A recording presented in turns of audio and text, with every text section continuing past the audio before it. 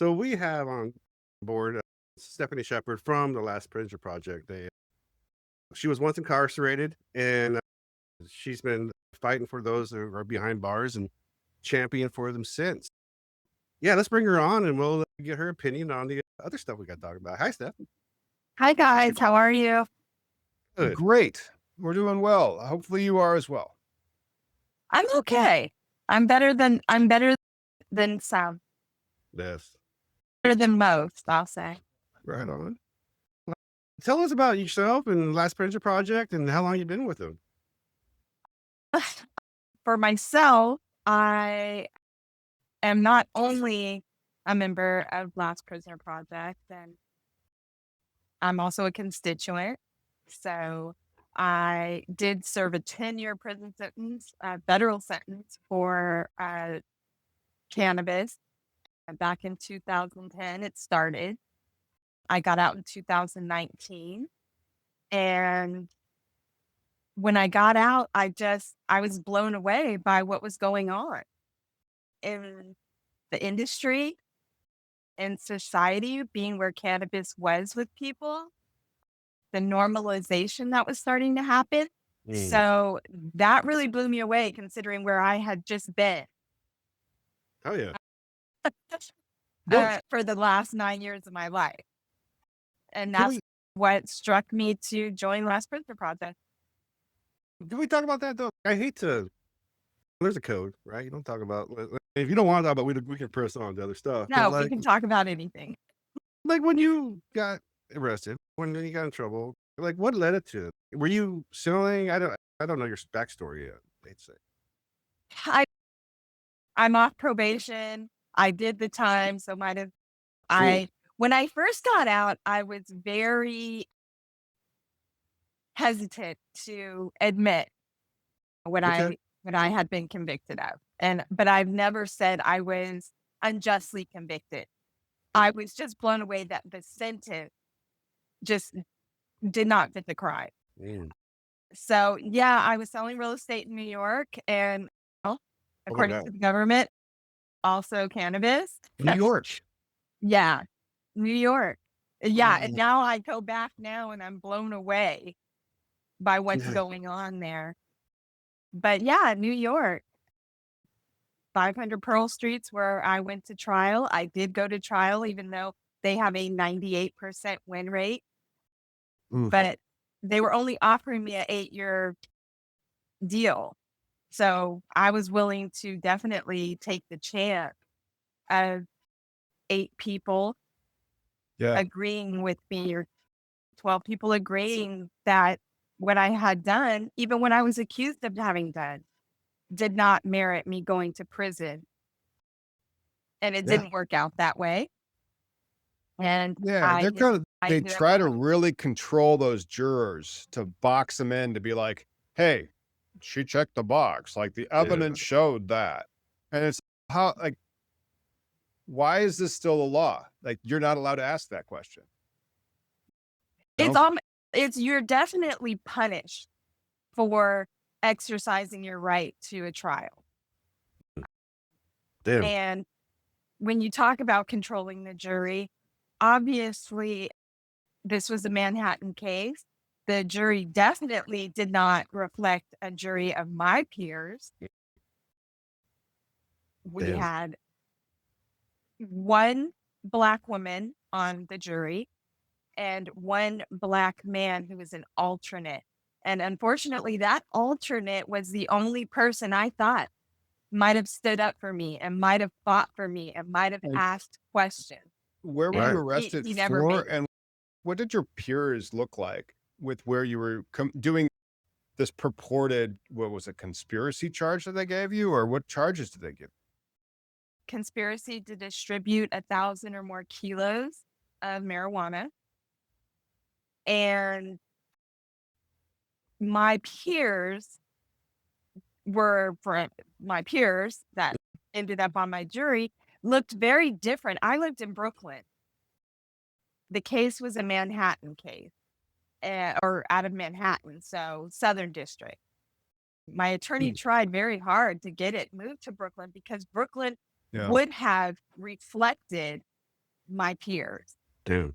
Like, Manhattan. what's the demographically speaking? Many of our viewers, and we have about 400 of you tuning in. Thank you so much. We get interviews back, and thank you so much, Stephanie, for doing this. Yes. What of your peers? Because like we're talking about Brooklyn versus Manhattan. If I Google that or ask ChatGPT, I can get demographic data on that. That's frickin' conclusive. It's no, that's who lives there. What's the difference demographically between being charged in Brooklyn versus being charged in Manhattan? Have you ever been to Brooklyn? I have never been to Brooklyn. Okay. I'm sorry. Uh, I'm a Midwesterner. I live in cornfields. it's okay. Yeah. I've been on a Brooklyn jury before, and it was a civil case. And it was while this was going on, I was actually out on pretrial when this happened. So I felt like I shouldn't even be in the position to be a juror at this point. I have my own things going on. And I voiced that to the judge, and I told him, like, listen, I'm not going to be able to be objective. I'm going through my own stuff. And he said, have a seat. So Damn. I Damn. had a seat and got put on a civil case. Long story short, the young lady had a daughter, had gotten poked with a needle from a rent car. Oh She my had God. rented a car from Enterprise Rent a Car. Her young daughter, got poked with a needle.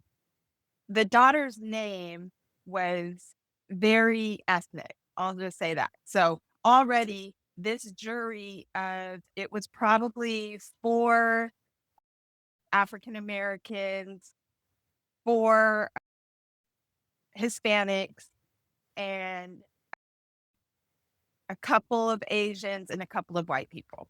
So we go to court. And the other side sees what the makeup of the jury is. They send us back. About 5 minutes later, the judge came back and said, we thank you for your service. They've agreed to settle. You're free to go. Holy shit. So what the jury looks like can really determine what the outcome of the case is going to Yeah. 100%. be. And the young lady, she had a very, I'll say, African-American sounding name. The jury reflected our area, Oh yeah. and Enterprise wasn't going to win that day. So you were a state case or were you federal? Federal. Yeah. Okay. And how long did they, because they checked the boxes. They believed the dog and pony show the Department of Justice was giving them. And look, people, lawyers, because like I'm a lawyer. And so like the ones that do work for the Department of Justice, they don't suck. They may have psychological problems, but they don't suck. They were people that knew how to pass the bar. Like they're very dominant type A people. When And you so say then, don't, like, oh, good. like when I say they don't suck, like they passed the bar. They were proud of what they were doing. They went to prestigious schools. They're using what they're doing to be like Rudy Giuliani and use it as a stepping stone. That's what I mean. They're that type of person. And so they're trying to hammer you, which like, why are we gamifying the justice system? Do you want us to comply with the law, or do you want to turn this into some type of like game show on television? What the heck are you doing? Damn. Yeah. Uh, So there's a tunnel straight from the courthouse to the jail. So when I went in that day, I never went back oh outside. my God. I Wow. went through the tunnels and straight up, and I didn't go back outside until I was already found guilty and sentenced and on my way to Danbury, the federal prison there in Connecticut. But you Man. said you did jury the same time you're going through this? Yeah. That's crazy, girl. Yeah. I was on pretrial for That is 1 being year. a citizen. That is public service like I've never heard. I was on jury duty while I was being prosecuted. That is the I first tried to time I I've ever tried heard to that get story. out of it. Trust me, I tried to get out of it. I was like, I have my own stuff Now, going if I on, was a and defense attorney and I heard that, I'd be like, she's on my jury because I'm trying to get a not guilty. And then I don't do criminal. Yeah. When you were going through your case, though, I imagine one of the things you were relying on was jury nullification. Were you trying to hope there was you know one? what? I honestly was just feeling like whether I was found guilty of actual or whether they thought I sold some cannabis or not, that the punishment would fit the crime. Mm. And I don't believe the jury knew how much time I was facing. Um, I was shocked by it, but I didn't believe it because it was a victimless crime. I had my first charge. I was very able-bodied. I could pay taxes. I could have paid a fine. I just didn't think I thought to get a 10-year prison sentence, you had to do something horrendous to go to prison. And then I learned so much throughout that time. Mm. You don't have to do something horrendous. You can do something as, to me, small as selling some cannabis Yeah. or conspiring to sell it because they never caught me with any cannabis. And They never caught me with any money.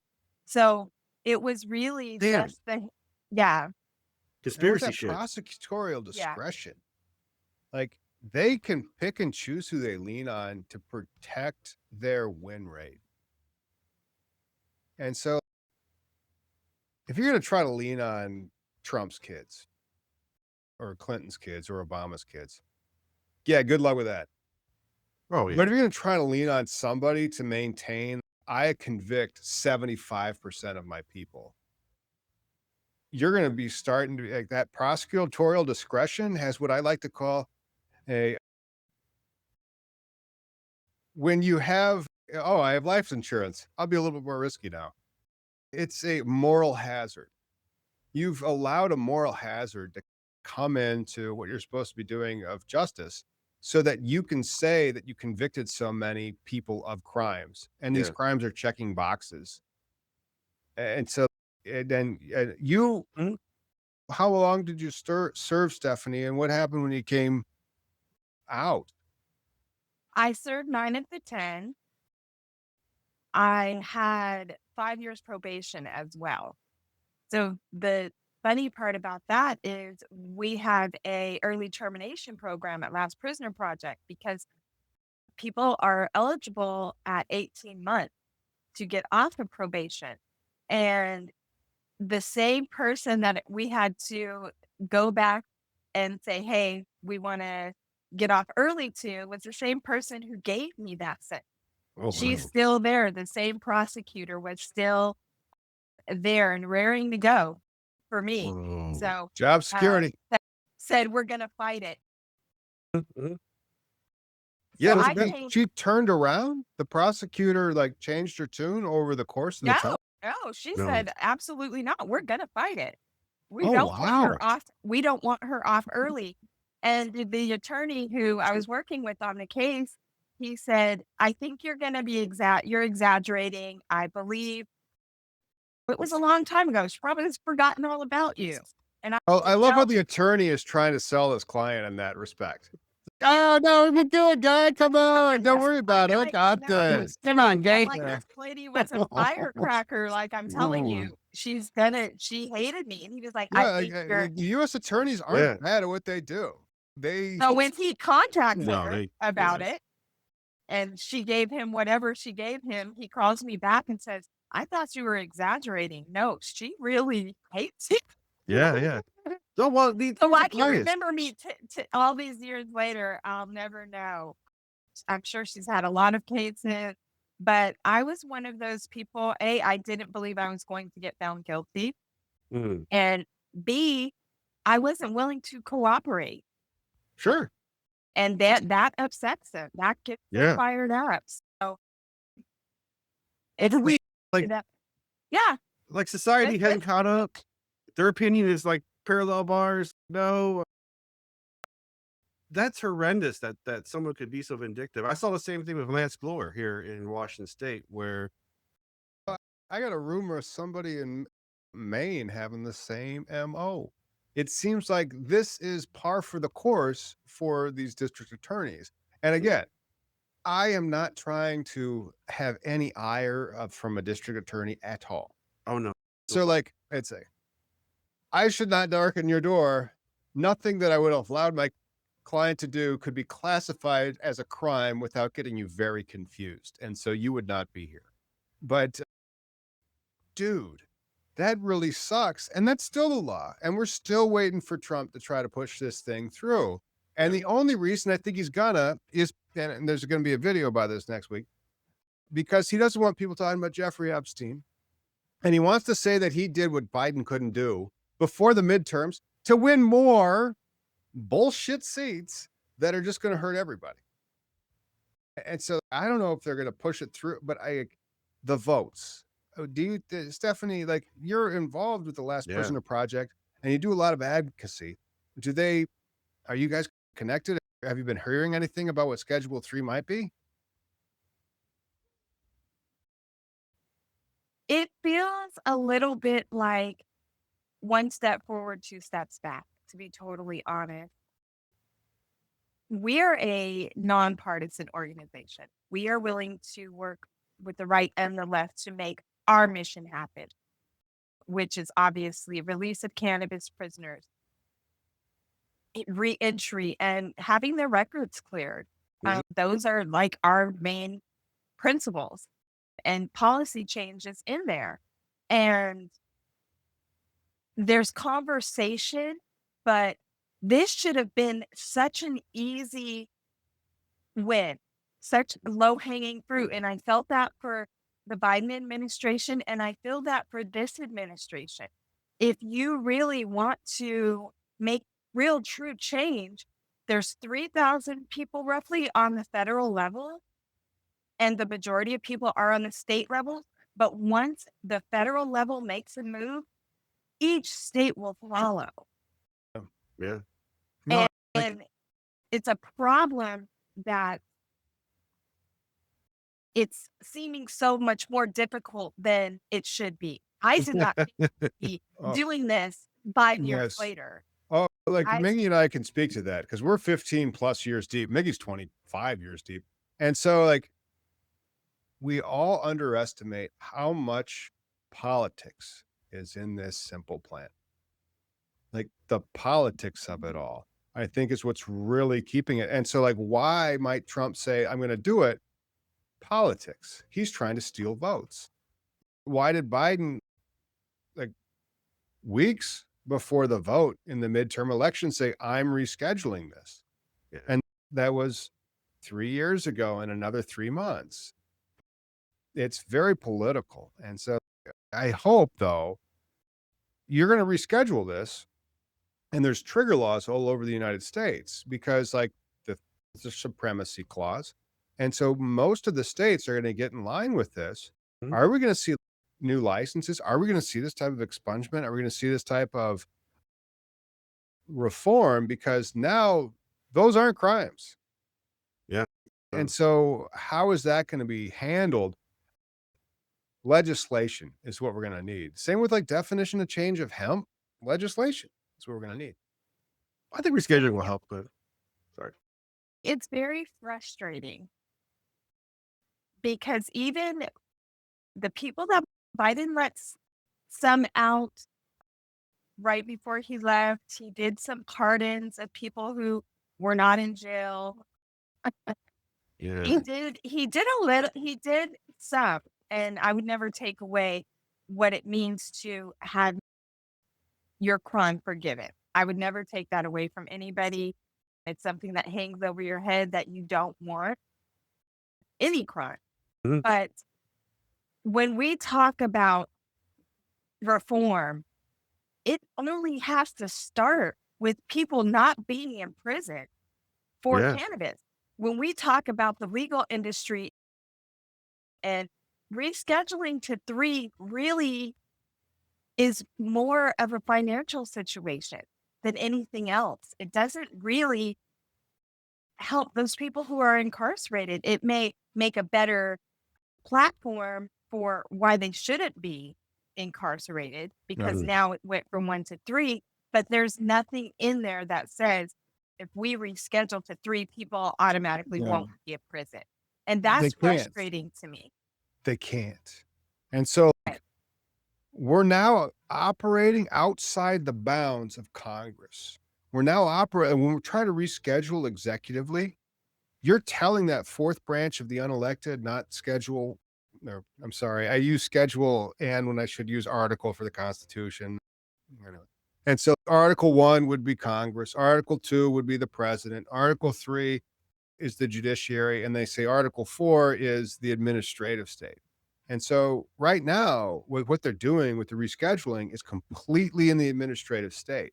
That's why Mulrooney, he wasn't an Article 3 judge. He was just an administrative review.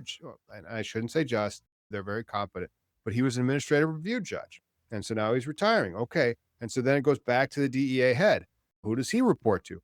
Donald F. and Trump. Okay. What does he want to do? Maybe Donald Trump wants to say, look at these 425,000 jobs I created in a month. Biden couldn't do that. Now, he can do that. And then because he's the executive, he could also pardon and commute. Yeah. And so that's how the executive order could be really powerful. And Biden was, if nothing else, I don't want to pigeonhole him like that, but Biden was people who was in the Senate writing the crime bills in the mid 90s. Oh, yeah, yeah. Very onerous. What was it called? Super predators? Is that what he said? But like, Trump the wasn't problem- there. He was Well, but- doing things that he would regret. there was some sort of file somewhere. I don't know what file that is, but Yeah. Never heard of it. I don't know. Yes, Apparently they we killed had a- themselves. We actually had a campaign called the Pin to Right History, and it was created during Biden's administration, and it was meant to be his exit. The Pin to Right History, Yeah. RIGHT, and we used this pen and we sent it around to all these families and all these impacted people, and they wrote their letters with this pen, and it went to the next person and they wrote their letters asking Biden to release their loved one. Oh, wow. And we really wanted him to take advantage of that before he left, and he just didn't. But luckily, we did get Governor Wes Moore, who did over 177,000 pardons. Yeah. Not releasing people from jail, but Mm. pardoning those crimes. We're taking these steps. It took a long time to get where we are in this whole scheme of things, and it's not going to be changed overnight. But Last Prisoner Project's been working on it for 6 years. I didn't think we would even be working on it for 6 months. Mm. Yeah. You know what's I think it's the unfortunate? Okay. politics. And so you can watch stuff about cannabis legalization from the 70s, early 70s, more than 50 years ago. And you're like, we be saying that now. Holy crap. Why has it been 50 years? And the only explanation really is with politics, you're into dogma. This isn't about apples and oranges, science, anything that makes sense. There's no sense in this. This is what my gut tells me to believe. And so, unfortunately, the cannabis plant has got tied up in that. So much so that, like, if you have a license in a limited market state or like a restricted or just any state, you very often have to have like an odor mitigation policy because, like, even in California, you're like, I don't like how this smells. I don't like it. And so you're going to sell weed because it's a dispensary. It has to be in an odor-proofed. Can you imagine like a bakery in an odor-proof container? What the F is that? But that's what they expect of us. I think a lot of the issues with the justice and reform has been too. This is not a policy thing, we're a priority thing for people who are in power, right? Like Stephanie, when you got arrested and when you went through your trial, you had faith that like people had this relationship with the plant, knowing that the only way weed's going to kill you is 100,000 pounds fall on you. Like I see a lot of times people say they got the CHS or cannabis disorder, but overall legalization will not make society worse. It won't make things like hemp will go away because people will know what real weed's like. People like hemp will be like t-shirts again and fuel, not your protein bar, because then you have No, it'll weed be for your that. protein bar. You have weed for It that. You'll have won't the weed market. it won't be your like after meal smoke. I was just saying, Smoke has no THC in it. It's like CBG or CBD. well, And so like good luck with that. We'll see. That seems what the feds want to do. Like more people buy though. If normal people don't care about okay, most people, new consumers care about percentage of THC, but to know this plant is to know like the experience, quality. Some of it you'll have like low some THC, people are high going to CBN. want, I think, like now imagine that you could buy a source that you trust for CBD. Yeah. Because they followed the rules or CBG or THC. And so I hope that the redefinition of hemp and Schedule 3 marijuana leads to legislation because we need legislation. It can't be through the rules. The rules just say you can move it. It doesn't say you can make shit up about moving it.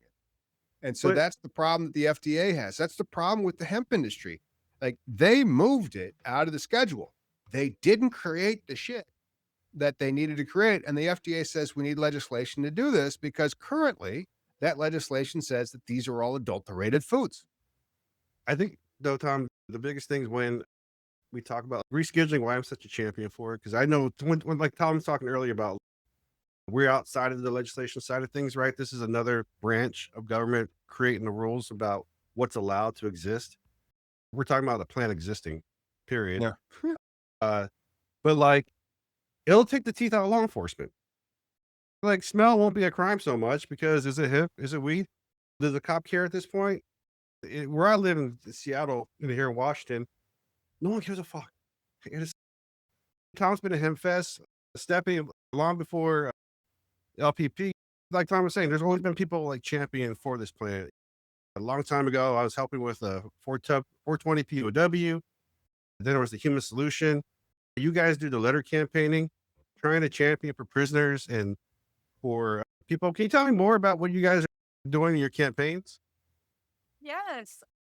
One of the great things about having the experience that I have and being able to bring it to LPP is what did I need? What did I wish I had? What would have helped me? So being able to say letters, something as small as letters. So we created the letter writing campaign. The policy stuff happens on a daily basis. It doesn't exactly affect our constituents on a daily basis, but that's being done on a daily basis. The letters is something that can actually affect them. So people can go to our website, pop out a letter to whoever they choose based on profiles that they see. They can read their own words, decide who resonates with them, Mhm. and write a letter right then and there on their phone, on their laptop, on their iPad. That's one of those small things that we do while trying to change that policy and work on the legal Mm. side of getting people home. We do have a legal program. That's amazing. I certainly wish I had have had lawyers saying, hey, we can help you file this paperwork because it's hard enough to file any kind of legal paperwork. But then you imagine you're doing it from prison or Mm. trying to do it from prison. We don't have computers. We only have typewriters. You have to buy the ribbon. The ribbon's expensive. You're still using whiteout. It's like a mess. So having that legal program is really amazing. Some of the campaigns we have going on, we're still doing the Pardons to Progress campaign, which is pretty much like the Pin to Right History campaign, but it's asking state governors to Oh, do what you can in your state. The majority of people who are incarcerated are on the state level. So being able to reach out to governors like Governor Laura Kelly, who pardoned Deshaun Durham. mm. He was a young kid, maybe 20 years old, and he was selling a little bit of weed in Missouri, and he got hit with an 8-year sentence. Damn. And he wasn't any kind of big time, sweetest kid ever. And he was just trying to supplement his income. So he did 3 years, Hmm. and we were able to work with Governor Kelly, and he ended up getting a pardon with support from people like Melissa Etheridge. So we reach out to whoever has connections, whoever has Yeah. resources. That's the way that we decide how we're going to move on the state and federal level. Like, anybody have any connections to President Trump's administration, President Biden's administration, any musicians, anybody with a platform, any entertainers, because you Right. never know where that's going to come from. And Deshaun got out right before Christmas. And that's just, and now he's advocating. Nice. He's a great advocate, and he's not even 25 yet. Just seeing things like that, it's really what sparked me, is seeing, I got a 10-year sentence, and I thought that was extremely harsh Oh for yeah. a first-time victimless offender with a history of careers. But when I look at cases like Kevin Allen in Louisiana, he was given a life sentence without possibility of parole for 2 dime bags because it was his 3rd nonviolent strike. Shit. Wow. When I hear things, a life sentence without possibility of parole, Yeah. when I hear things like that, I am grateful I only got a 10-year sentence. Oh. Yeah. But those 3 strike laws, that's so zero tolerance mid-90s crap that was going on in Washington. Because I remember that as growing up, and I'm like, so does it actually help the amount of the crimes? There's a deterrent factor. And what are your statistics on this deterrent factor? We don't really want to get into the statistics. We just want to tell you about how it feels to be safe. You're Mm. like, so you're just going to exploit me for my vote? Yes. Okay. That's a state case, and Louisiana has a really bad track record. So we were able to advocate for Kevin, and we were able to get a resentencing for him. And take a Nice. wild guess what they came back with. The same people who gave the first egregious sentence came back with 35 years. Which was how many years less? 5? Or Oh, 5 No, more? the original was life Life. Oh, without possibility of parole. I short my So mind's lifespan.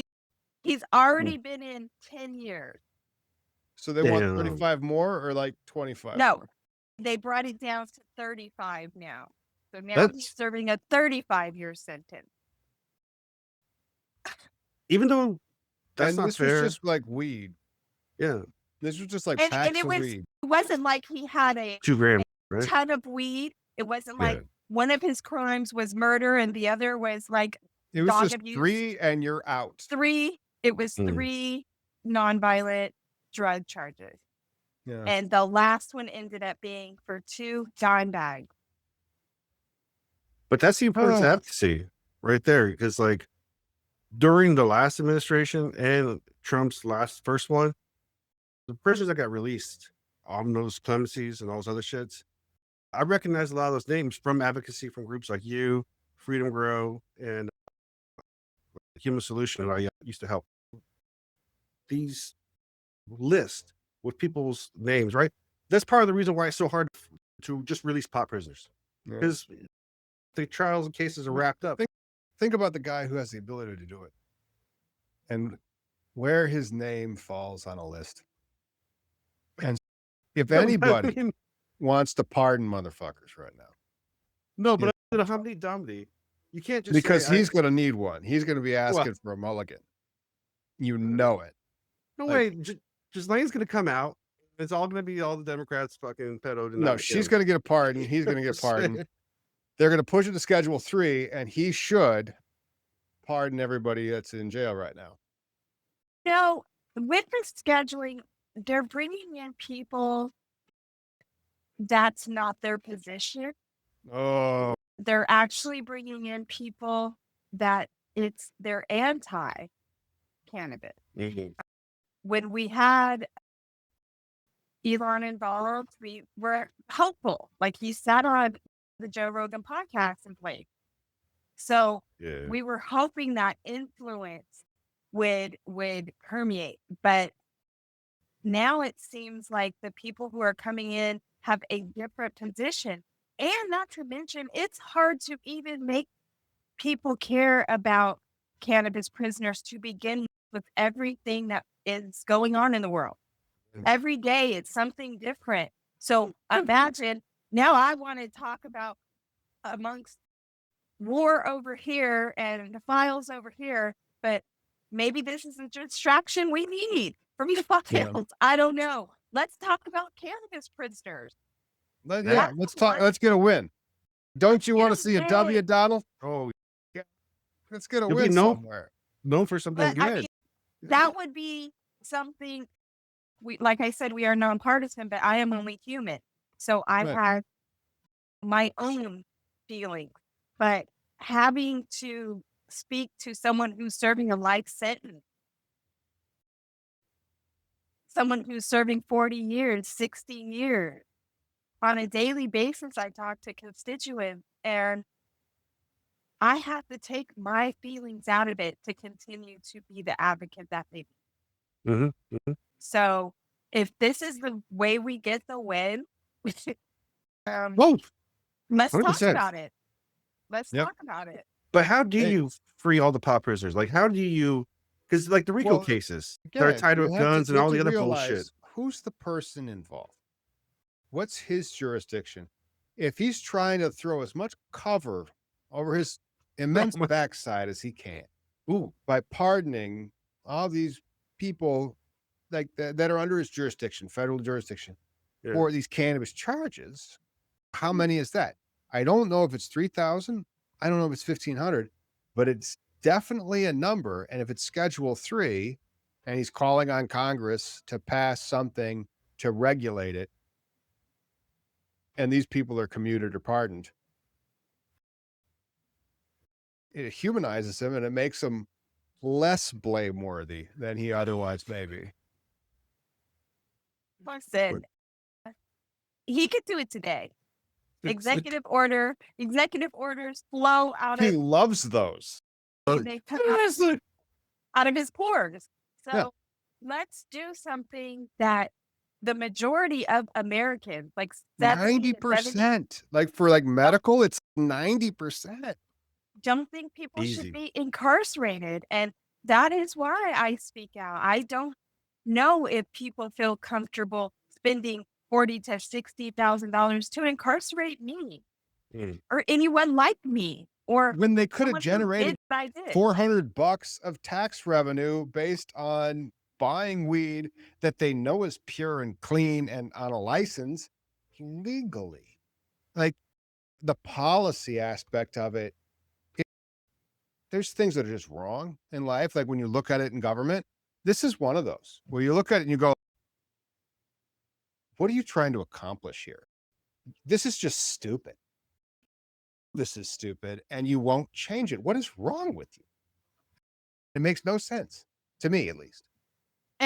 What's really frustrating is some of our constituents who were let out under Biden just got out like last week. Mm. Damn.